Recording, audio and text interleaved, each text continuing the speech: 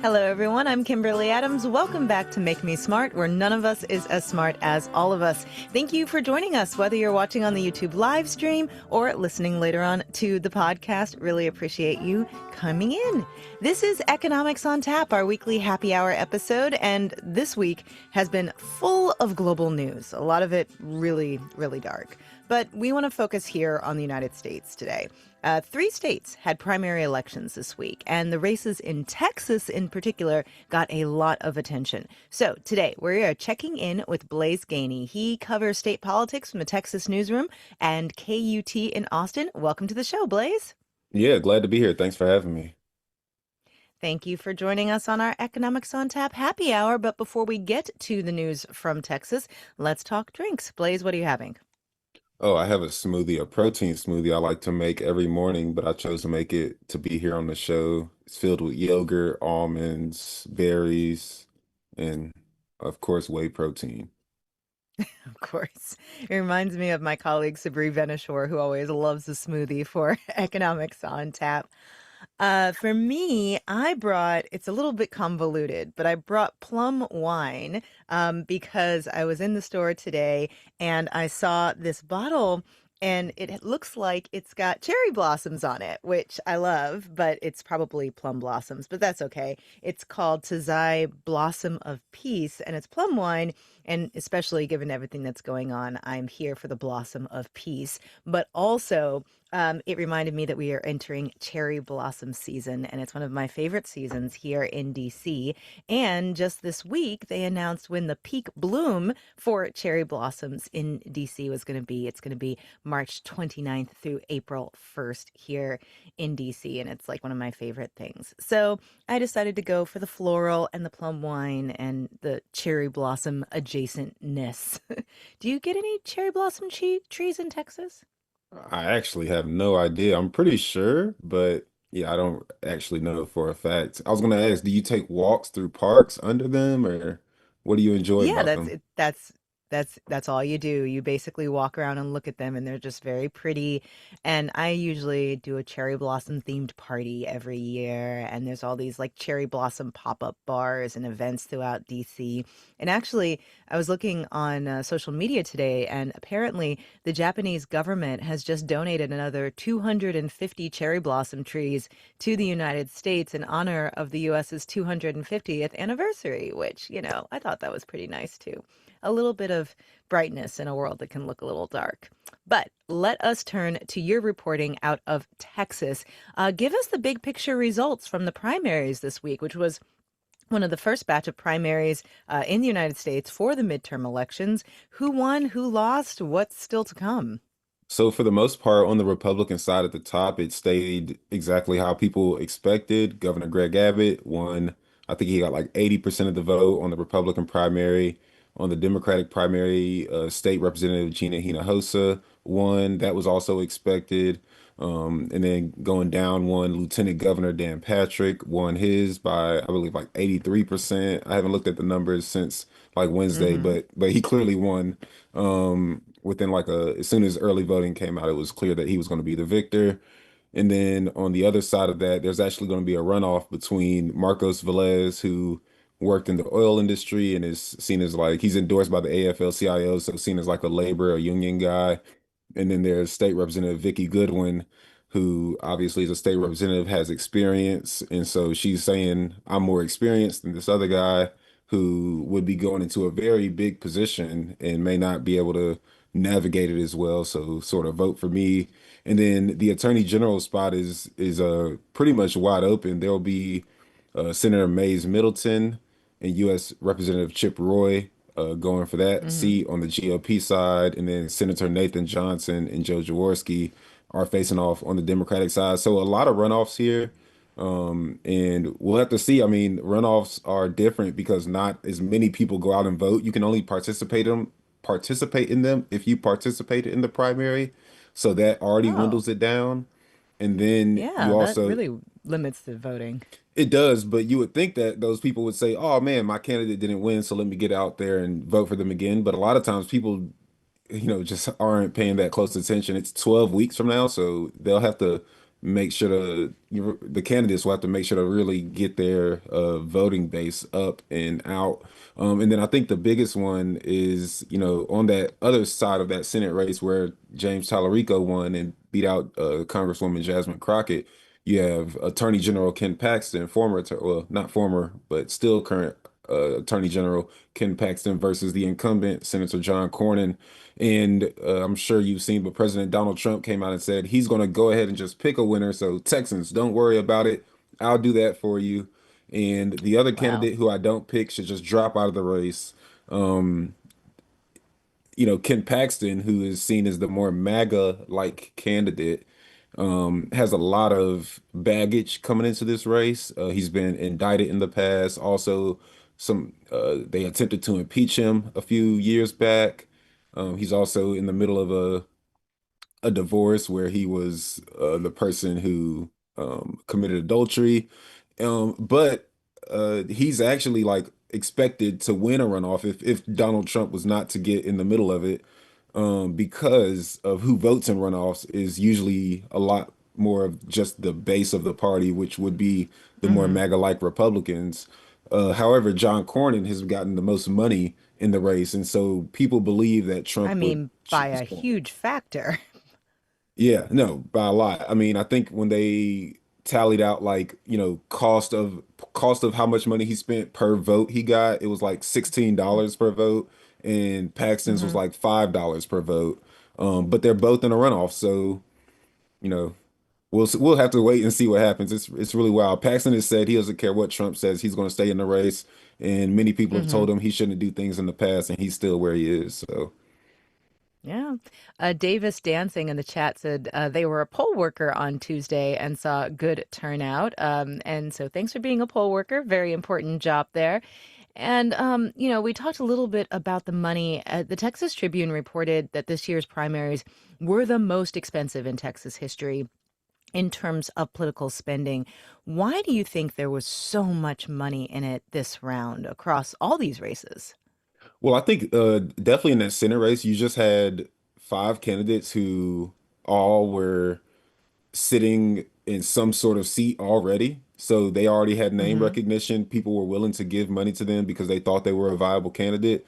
And then on the Republican side, you had a lot of spending. Republicans usually have billionaires and super PACs donating to them. And then you just had what was a really fiery contest. And I believe ultimately the money was spent because that money is going to be needed to go against the next round where Republicans seem a little worried that this could be the year when Democrats could win one of these statewide seats. They haven't done so in over 30 years, but just because of Trump's approval rating, the economy, border patrol efforts, and enforcement across the country, people don't really have a great taste in their mouth right now when it comes to GOP. And so they're worried that, they could lose some of these seats. So they're giving a lot of money, and a lot of that money wasn't even directly spent on their opponent. In fact, Governor Hmm. Greg Abbott really didn't target his opponent much at all. He actually focused his money on targeting people in the Senate race, mainly Congresswoman Crockett. And so it just shows you that, just because they're getting money, just because the governor's getting money doesn't mean he has to spend it directly on his race. He may be helping out somebody down ballot to try to win their race. And so the money's being spent because they're, rightfully maybe so nervous. And the poll worker said he saw a great turnout this year. Actually, Democrats turned out way more than Republicans, which hasn't happened in a couple of years, I believe, since possibly Obama was in office, um, Hmm. or the first time he ran for office. And so, really interesting. And when I say office, I mean president. But so really interesting that the turnout is, I think, making them also more nervous and saying, okay, if we're not turning out at the right numbers in the primaries, maybe it doesn't go over to the general, but just in case it does, let's just spend as much money as we can, reminding people that they need to get out and vote. So obviously a ton of money in this race, but the other side of, I guess, money in politics is the fact that affordability has been such a huge part of the narrative nationally this year. And I wonder what kind of economic messaging you heard on the campaign trail. And I'm asking in particular because I'm wondering if I have to imagine that Texas, as big as this race was, or these races were, is a little bit of a testing ground for some of these national races coming up in terms of what messaging does and doesn't work. No, definitely. I mean, when it comes to affordability, it's on the top of everyone's minds. There was a woman who went out to vote, and one of our reporters here in Texas spoke to her, and she said that, she'd been laid off of her job in IT, and she feels as though the economy is not bouncing back and not as good as what the federal government is saying, and that also the job market, a lot of people are losing jobs. She says mainly African American women are losing a lot of jobs. Probably likely because of the DEI stuff that we saw come out of this administration. And then there was a retired person who said, I'm fine, but I'm worried about my friends who aren't able to necessarily live off of their 401ks and live off of the savings that they've had because of the prices going up. And I don't think I really have to go too much into talking about the housing issue as well. I mean, people who have successful careers are still struggling to not only find a house, but find a house that they can afford. House averages, I believe, are around 300,000 or a little more than that nowadays. Definitely in cities where the high paying jobs are held at. And so, yeah, when it comes to that affordability, I mean, it stretches not only in just your job, but also, I mean, gas prices. Somebody saw gas prices above $3 and close to $4 here in Texas, which is something that is not usual. I mean, gas, a couple of months ago was in 267 range, for instance, and now we're seeing it, creep up. And whether or not that's a response to what happened more recently in Iran, I'm not sure, but the prices are just, I mean, people talk about grocery prices, daycare prices. I had a guy talk to me and say basically, it was almost like a promo. He was like, man, if anybody else is struggling like I'm struggling right now, they need to be in this line getting ready to go vote because this is just ridiculous, is what he was basically saying. You mentioned gas prices, and I learned something new today reading in preparation for our conversation, which is that the oil and gas industry in Texas is regulated by the Railroad Commissioner, if I'm understanding this correctly. And that was a big race that was pretty contentious. Can you talk about how that went? Yeah, well, yeah, and let me back up a little and talk about this railroad commissioner. They're essentially an oil and gas industry regulator. The position was made back when railroads were the main way that, shipments went out. And so they just never changed the name, essentially. Mm-hmm. And, essentially they're supposed to enforce safety rules for pipelines, also set natural gas rates. So it's a very important position. And yeah, it was a fiery competition. The incumbent is being challenged by a guy named Beau French, who is a Tarrant County, a very rural area in Texas, Tarrant County councilman, and it it's really interesting. This Beau French guy, the things that he said, and he's getting, he got $150,000 from Tim Dunn and Ferris Wilks, a pack that they give into, and those guys are at the top of the petroleum business here in Texas. They're billionaires, and so he's being backed by people in the industry. The other guy's an incumbent who maybe they haven't gotten things worked out with him in the past. And so they're looking towards Beau French to come in and maybe help them, which is why they're obviously donating to him. But the lieutenant governor called for Beau French to resign, like from his position in Tarrant County months ago, because he had made some very racist comments. I mean, I don't know how else to put it, but he put a poll on Twitter or X asking whether Jewish or Muslim people posed a bigger threat to America. This was in late June. Gee, He's also asked that Native Americans be denaturalized and deported. And so how? I mean, I'm not sure exactly. I've never spoken to him, and I didn't look too far into it. Once I read that, I kind of No, it's understood. okay. It's Yeah, I kind racist. of Let's understood. yeah. Exactly. I didn't need to Yeah. read much further to understand, the aisle that he was going down. And the people that are donating to Mm-hmm. him are also people that usually donate to those people very far to the right. So it's not, I'll say it's not surprising that he forced it to a runoff because a lot of people either don't pay attention or they do pay attention and they do want somebody like that in this position. But he's also being funded, very well by people who would like to see him in this position and likely because they believe he'll make the decisions that benefit them. folks in the chat are rightfully pointing out when talking about, denaturalizing Native Americans or deporting them. It's like deporting to where? Any Anyway. Anyway, well, thank you for that update from Texas. Definitely want to be following Blaise's reporting, everybody in the chat and everybody listening as we continue to follow these races, because a lot of these races are unresolved. Blaise mentioned several runoffs that are still coming up, and obviously the midterms are well underway.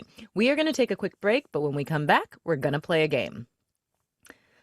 But before we go to the break, I forgot to check everybody's drinks earlier in the show. So let's see what everybody is drinking. So, like I mentioned, I'm having my plum wine, the Blossom of Peace. It looks like Becky Acosta is drinking an Imperial Blackberry Cider, which sounds delicious. Davis Dancing says it's hot in North Carolina, so it's Aperol Spritz Day here. Love a good Aperol Spritz. And then Stephanie Moore is drinking a Dark Pearl Oolong Tea. And Kevin is drinking a Go Brewing IPA. So lots of interesting drinks. And how's that smoothie treating you? It's great. All right. Well, let's go ahead and get to our game.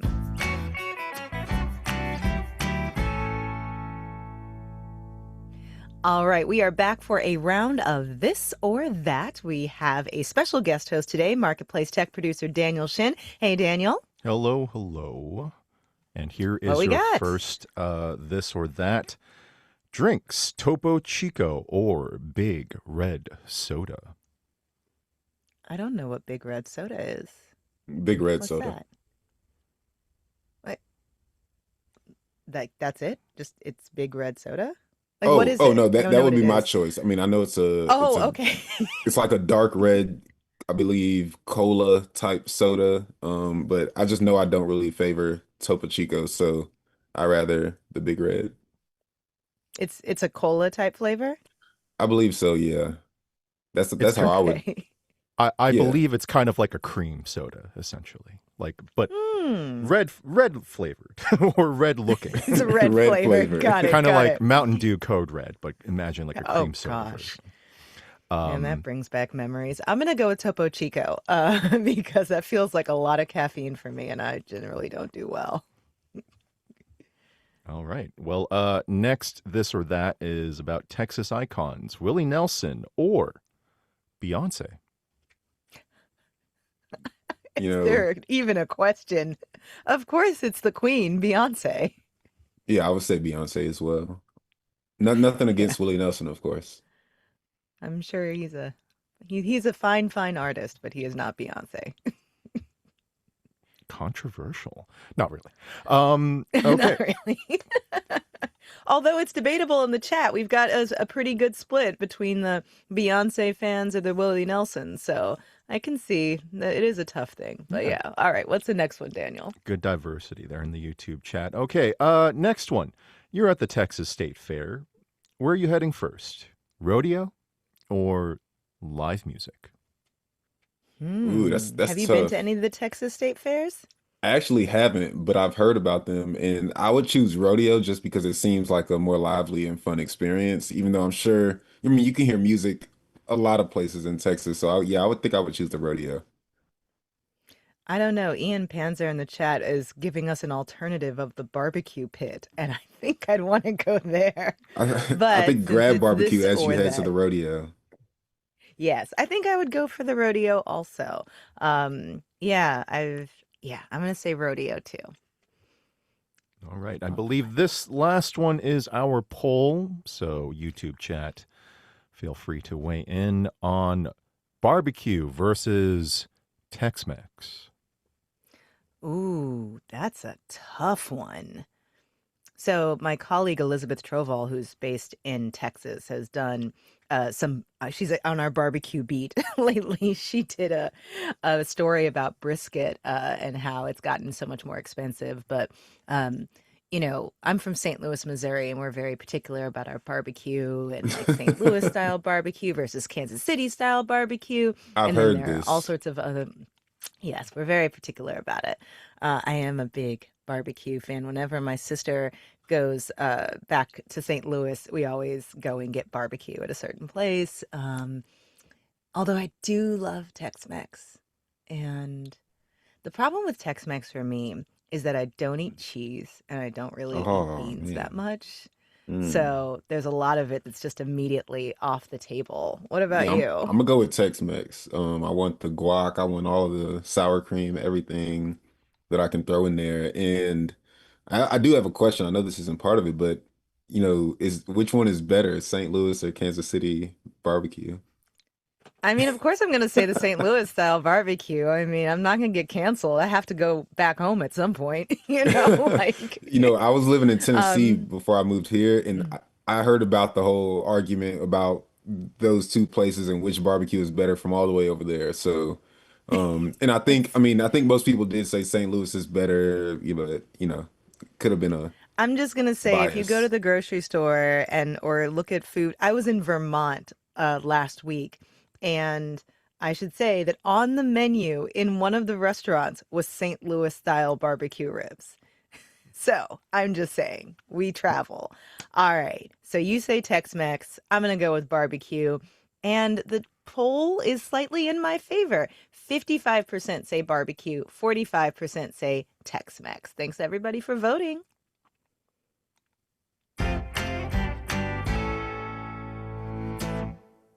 Although I am seeing some shout outs for Oklahoma barbecue, North Carolina barbecue, and also that there is no bad barbecue, which is also true. All right. Well, thank you everybody for voting, and thank you, Blaise, for weighing in and joining us. Where can folks find your reporting? Oh, you can go to KUT.org. You can search my name on Google and type in KUT. It should pop right up, and it'll be a long list of all the stories I've done over the past couple of years. But also, you can hear me on NPR as well. I'm there pretty often, so yeah, follow me. Also on Instagram at Blaise Gainey. So yeah. Well, thanks again, Blaise. We are going to be back next week. And until then, let us know if you have any comments or questions, especially as the midterms get going. Anything you want to know about that, you can email us at makemesmart@marketplace.org or leave us a voicemail at 508 UB Smart. Make Me Smart is produced by Courtney Bergseeker, and this episode was engineered by Jay Siebold. The team behind the YouTube live stream is Emily McCune and Antoinette Brock. Our supervisory senior producer is Daisy Palacios. Nancy Fargali is executive producer of Marketplace Shows, and Joanne Griffith is our chief content officer. Also, Blaise, a very early happy birthday to you. Thanks, Cheers. thanks. Yes, Blaise's and birthday is my on son's Sunday, birthday. Shout out everybody. to my son. His birthday was on Monday, March 2nd. Turned It's five a years great old. birthday week for everybody.